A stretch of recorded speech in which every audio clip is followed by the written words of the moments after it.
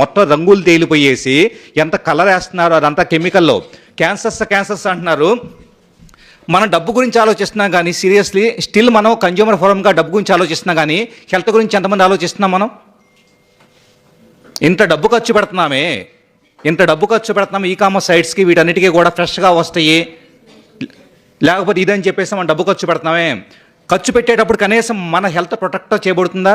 లోపలికి ఎంత కెమికల్ వెళ్ళి రెసిడ్యూ వెళ్ళి లివర్ ప్రాసెస్ చేయలేక, కిడ్నీస్ ప్రాసెస్ చేయలేక కిడ్నీ ఫెయిల్యూర్ వలన డయాలసిస్కి వెళ్తున్న పేషెంట్స్ ఎంతమంది ఉన్నారు? ఇవన్నీ కూడా రూట్ లెవెల్లో చాలా ప్రాబ్లమ్స్ ఉన్నాయి. జస్ట్ మన యాక్ట్స్తోనూ ఇంకో దాంతో కాదు, ఇక్కడ చదువుకున్న ప్రతి ఒక్కళ్ళు మీ తల్లిదండ్రులతోనూ మీ బంధువులతోనూ వీటి మీద డిస్కస్ చేయాలి. రాజమౌళి ఎంత బడ్జెట్తో సినిమా చేస్తే మనకెందుకు? ఒక పైసా మనకి ఏమైనా ఇస్తాడా? సోషల్ మీడియా ఎక్కడ చూసినా ఇదే గోల. వాళ్ళు అంత బడ్జెట్ పెట్టి సినిమా తీశారు, వీళ్ళు ఎంత బడ్జెట్ పెట్టి చూశారు, ఫలానా వ్యక్తి చాలా గొప్ప హీరో, ఫలానా రాజకీయ నాయకుడు దేశంలో గొప్ప.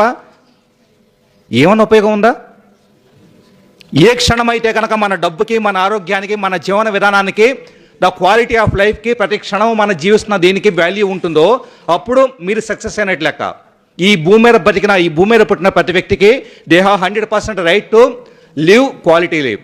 ఏ న్యూజిలాండ్ లాంటి దేశాల హ్యాపీనెస్ ఇండెక్స్లోనో హెల్త్ పాయింట్ ఆఫ్ వ్యూ ఎందుకు బెటర్గా ఉంటున్నాయి అంటే కనుక అక్కడ ప్రతి ఒక్కళ్ళకి అండర్స్టాండింగ్ ఉంది. రెగ్యులేటరీ బాడీస్ కరెక్ట్గా పనిచేస్తున్నాయి, at the same time consumers కూడా దే నో ద రైట్స్. కాబట్టి ఈ విషయాల మీద ఫోకస్ చేయాలని, ఇప్పటికీ చాలా టైం ప్రాబ్లం అయింది కాబట్టి నెక్స్ట్ స్పీకర్స్ కూడా వెయిట్ చేస్తుంటారు కాబట్టి నేను కంక్లూడ్ చేస్తాను. And thank you.